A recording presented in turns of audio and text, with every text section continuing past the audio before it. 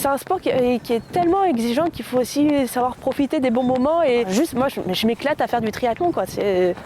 J'adore ça quoi. Je m'appelle Élise Marc, je suis paratriathlète, 4 fois championne du monde de paratriathlon et je me prépare aujourd'hui pour les Jeux paralympiques de Paris. C'est grâce à mes collègues de travail que je me suis lancée dans le triathlon. En fait, je faisais mes études d'ingénieur en génie civil en apprentissage et du coup, lors des pauses café, mes collègues ils parlaient de leur entraînement, de leur compétition et ça m'a donné envie de me lancer. Et c'est comme ça que l'année suivante, j'ai pris ma première licence de triathlon. Le paratriathlon, c'est l'enchaînement de 3 sports, la natation, le vélo et la course à pied, sans arrêt du chronomètre. Donc les transitions font partie de la course. L'objectif, c'est d'aller le plus vite possible. En triathlon, il existe autant de distances qu'il est possible d'imaginer, mais celle qui est retenue sur le circuit international en paratriathlon, c'est la distance sprint.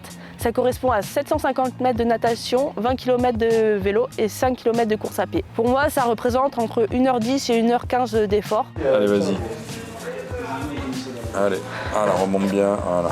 L'entraînement physique en lui-même, ça représente une petite partie de toute la préparation que représente le paratriathlon. En termes de volume horaire, en entraînement pur, ça veut dire entre le moment où je plonge dans l'eau et le moment où j'en sors, ça représente entre 15 et 25 heures d'entraînement par semaine. Par rapport à d'autres athlètes, c'est pas forcément beaucoup, mais en fait c'est le volume avec lequel je suis la plus performante, où j'arrive vraiment à avoir la meilleure progression. Après, en dehors des entraînements, donc, il faut rajouter tout ce qu'il y a autour et notamment il y a un gros travail qui est fait avec mes prothésistes sur mes prothèses et ça c'est aussi une grosse partie de la performance. C'est un sport qui est tellement exigeant qu'il faut aussi savoir profiter des bons moments. Juste moi je m'éclate à faire du triathlon quoi, j'adore ça quoi.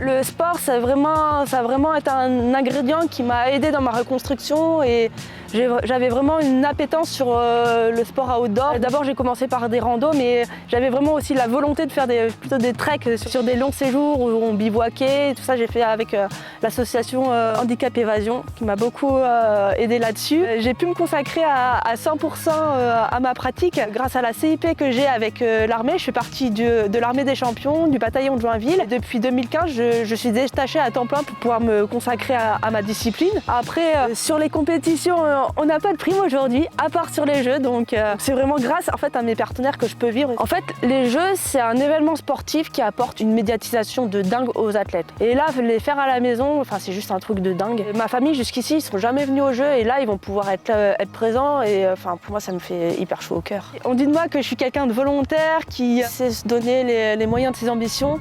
Et s'il y a quelque chose à me souhaiter pour les jeux, c'est vraiment d'être la meilleure version de moi-même.